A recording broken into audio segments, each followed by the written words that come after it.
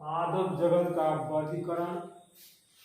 वनस्पतियों को थियोफ्रेस्टस नामक वैज्ञानिक के ध्यान में रखते हुए इनका क्लासिफिकेशन किया।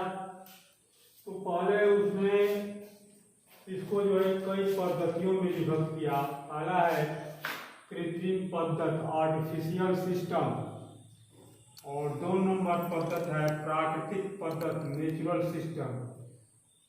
तो कृत्रिम पद्धति किसे कहते हैं? इसके अंतर्गत जो है पौधों को उनके ऊंचाई के आधार पर कई भागों में विभक्त किया, जैसे शाक जाति है, झाड़ीदार जाति और वृक्ष जाति। इसके अतिरिक्त जो है पौधों को एक वर्षी, बहुवर्षी, उम्र के हिसाब से भी उनका वर्गीकरण किया। शाक जाति का मतलब हुआ वे पौधे जिनकी लाइफ जो है बहुत कम समय तक होती है और जिनकी ऊंचाई जो है 2, 3, 4 फीट तक होती है, उनको शाक जाति में रखा जाता है। जैसे धान, गेहूँ, मक्का, चना, मटर, ये सब जो शाक जाति इसके अंतर्गत पौधे आते हैं। और झाड़ीदार जाति यही इस तरह का वो बीज है जिसमें मुख्य तने का अभाव होता है और तने की पहचान नहीं की जाती, क्योंकि धरातल पर या झाड़ी का रूप धारण कर लेता है। तो इससे कुछ अधिक डेवलप है, अधिक विकसित है शाक जाति से, उसको जो है झाड़ीदार जाति में रखा गया। इसके बाद वृक्ष जाति। वृक्ष जाति के अंतर्गत पौधे की ऊंचाई बहुत ज़्यादा होती है, जिसमें आम, नीम, आम, बड़े वृक्षों को रखा गया है और जिसमें अनगिनत शाखाएं और जिसमें मुख्य तने का अभाव, मुख्य तने की पहचान की जाती है।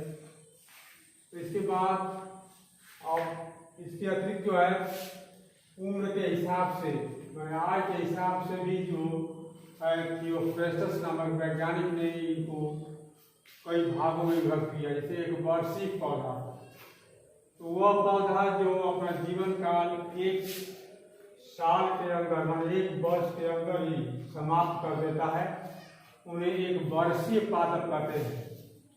और कुछ पौधे ऐसे हैं जिनका जीवन काल 1 वर्ष से अधिक, उनका जीवन काल अधिक समय तक होता है, उन्हें बहुवर्षीय पौधे कहते हैं। इसके बाद जो है थियोफ्रेस्टस नामक वैज्ञानिक ने इस प्लांट किंगडम को जो है 2 भागों में विभक्त किया। पहले अपुष्पोद्भिद क्रिप्टोगैम्स प्लांट्स, तो और 2 नंबर पुष्पोद्भिद माने फ्लोरोगैम्स। अपुष्पोद्भिद पौधे का मतलब यह होता है कि ऐसे प्लांट होते हैं जिनमें जड़, तना, पत्ती का अभाव होता है, उनकी पहचान नहीं की जा सकती कि इसके जड़ कौन है, तना है और पत्ती कौन है। इनके शरीर का स्ट्रक्चर जो है सूत्रवत रचना होती है और इनके शरीर का कोई भी पार्ट्स वो टूट जाता है, उससे नए पौधे का विकास हो जाता है। तो वे पौधे जिनमें पुष्प एवं बीज का विकास नहीं होता, उन्हें अपुष्पोद्भिद पौधे कहते हैं। इनको जो है कई भागों में बांटा गया। पहला जो है थाइरोफाइटा, ब्रायोफाइटा, टेरोफाइटा। थाइरोफाइटा, इसके अंतर्गत वे पौधे आते हैं जिनमें जड़, तना और पत्ती में जिनको विभाजित नहीं किया जा सकता।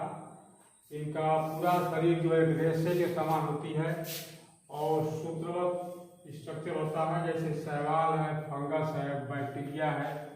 शैवाल, कवक और जीवाणु आते हैं इसके अंतर्गत थाइरोफाइटा के अंदर। इसमें गैमीट्स का निर्माण नहीं होता, युग्मक नहीं बनते। 2 नंबर ब्रायोफाइटा, क्योंकि ब्रायोफाइटा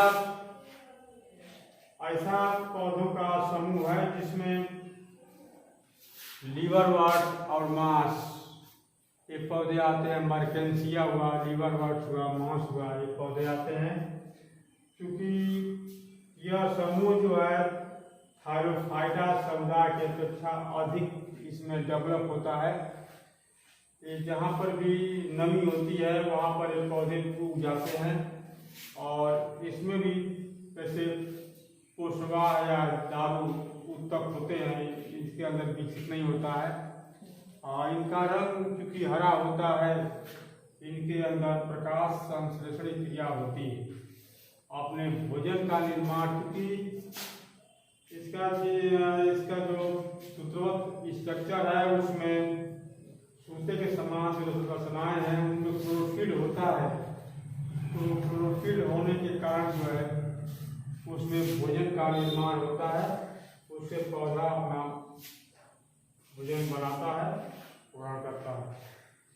3 नंबर टेरोफाइटा। तो अपुष्पोद्भिद को 3 भागों में बांटा गया, हेलोफाइटा, ब्रायोफाइटा, टेरोफाइटा। अब हम टेरोफाइटा के बारे में बताएंगे।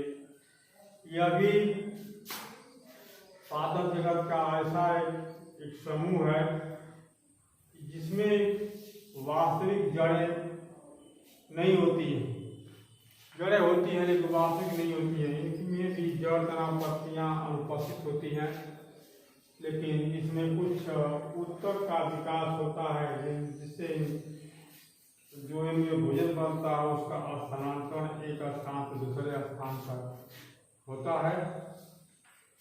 इस तरह से पादप जगत को बांटा गया। इसके बाद इसमें जो पौधे आते हैं ये थायरोफाइटा और ब्रायोफाइटा की अपेक्षा अधिक विकसित होते हैं, क्योंकि ये जो ब्रायोफाइटा समूह है थायरोफाइटा की अपेक्षा अधिक विकसित होता है। इसमें स्टार्च का निर्माण होता है और जो ब्रायोफाइटा से जो के बाद जो टेरोफाइटा समूह है ये पौधे इन दोनों समूहों की अपेक्षा अधिक विकसित होते हैं। इसमें क्योंकि जड़ तना पत्तियां पाई जाती हैं, लेकिन मुख्य जिसको वास्तविक रियल रूट्स कहते हैं वो इसमें अनुपस्थित होती है, लेकिन इसमें पोषवा और दारू जाइलम सुविकसित होता है, जिससे इनके कोशिकाओं के अंदर जो है भोजन का स्थानांतरण होता है, जल का अग्रसरित होता है। इसके बाद पुष्पोद्भिद, और पुष्पोद्भिद को 3 भागों में बांटा गया था। इसके बाद हम पढ़ेंगे पुष्पोद्भिद। तो पुष्पोद्भिद के अंतर्गत जो है ऐसे पौधे हैं जिनमें युग्मक का निर्माण होता है, जिनमें बीज का निर्माण होता है, जिनमें फूल पुष्प लगते हैं, पुष्प से जो है अंडाशय बनता है, बीजाणु बनता है, बीजाणु बीज बनते हैं और बीज से फिर नई बीज की उत्पत्ति होती है। अपुष्पोद्भिद और पुष्पोद्भिद का मतलब हुआ अपुष्पोद्भिद वे पौधे या जिनमें पुष्प का निर्माण नहीं होता, उन्हें नॉन फ्लावरिंग प्लांट्स कहते हैं, अपुष्पोद्भिद पौधे। पुष्पोद्भिद का मतलब हुआ कि वे पौधे जो पुष्प धारण करते हैं और पुष्प धारण करने के बाद उनमें जो है अंडाशय का निर्माण होता है, अंडाशय के बाद बीज का निर्माण होता है, जिससे बीज बनते हैं और बीज के बाद जो है फिर से नए पौधे की उत्पत्ति होती है। इसे एरोडेमस या पुष्पोद्भिद पौधे कहते हैं।